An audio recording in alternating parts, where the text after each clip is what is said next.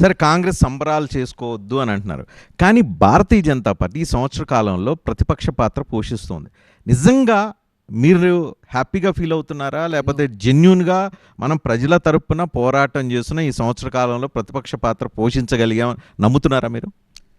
ఒక మాట, ప్రజలలో ఉన్నటువంటి ఆందోళన, భయం, బాధని ఇంకా మేము పూర్తి స్థాయిలో రిప్రజెంట్ చేయలేకపోతున్న బాధ ఉందండి. ఉందా? ఉంది. సో ఎందుకని ఎక్కడ ఫెయిల్ అయ్యారు? నేను ఒక మాట అంట, ఇవాళ వీళ్ళు వచ్చిండ్రు, కాంగ్రెస్ పార్టీ రేవంత్ రెడ్డితో పుట్టలే. కాంగ్రెస్ పార్టీకి 100 సంవత్సరాల పైబడి చరిత్ర ఉందని మీరే చెప్తారు. కాంగ్రెస్ పార్టీని ఓడగొట్టుడు ఎవరు ఈ భూమి మీద, మాకు మేమే ఓడగొట్టుకుంటామని స్టేట్మెంట్ ఇచ్చినది కూడా మీరు చూసిండ్రు. గంత అనుభవం కలిగిన కాంగ్రెస్ పార్టీ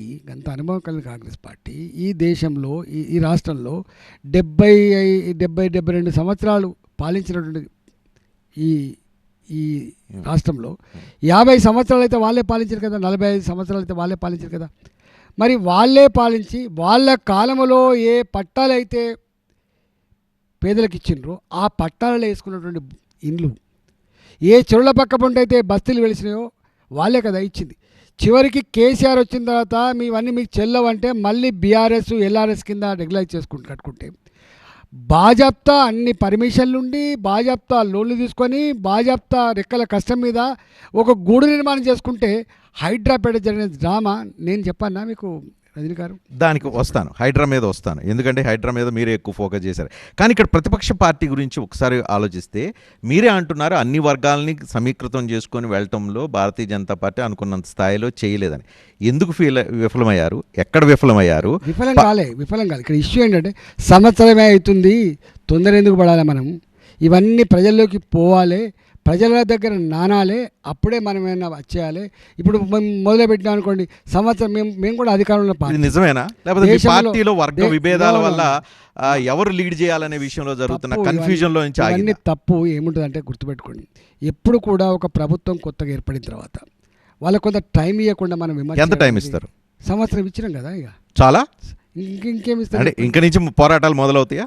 అంటే ఇష్యూ ఏంటంటే ఇప్పుడు మేము హామీల దాకా ఎక్కడ పోయినాం? మీరు 4,000 రూపాయల భృతి ఇవ్వండి నిరుద్యోగులు కానీ పోతలేము. ఇంకా మేము ఇప్పుడు 500 రూపాయల బోనస్ ఇవ్వమని పోతలేము, మేము 2,500 రూపాయలు ఇవ్వమని పోతలేము, మేము 4,000 రూపాయలు పెన్షన్ ఇవ్వమని పోతలేము. ఏం పోతున్నాం? మేము మా ఇల్లు కూలగొట్టదని పోతున్నాం. మేము ఇప్పుడు మేము ఇప్పటిదాకా చేసిన పని ఏంటంటే రజనీకాంత్ గారు, ఇప్పటి వరకు మేము ఇచ్చిన హామీల మీద పోలే. ఇంకా పోతున్నది ఏంటంటే గా ఇల్లు కూలగొట్టకయా నీ దండం పెడతా, గా మూసి నది పేరిట ఉన్న వాళ్ళకు దోషి పెట్టి ఉన్న కాలనీ కూలగొట్టకయా నీ దండం పెడతా. హైదరాబాద్ అభివృద్ధి చెందొద్దా? పేదవాడు మంచి ఇల్లు కట్టుకోవద్దా? పేదవాడు మురికి కోపంలోనే బతకాలా? వాడు మంచి ఆహ్లాదమైన ప్రదేశంలోనో మంచి ఆక్సిజన్ పీల్చొద్దా? ఏంటి భారతీయ జనతా పార్టీ ఉద్దేశం ఏంటి? మా ఉద్దేశం ఏంటంటే మంచి ఇల్లు కట్టించి మంచి ఆక్సిజన్ పీల్చుకొని మంచి ఆరోగ్యవంతమైన సిటిజన్గా ఉండాలని కోరుకుంటుంది భారతీయ జనతా పార్టీ. కానీ ఇలా వంటలు చూసినావా, ఇల్లు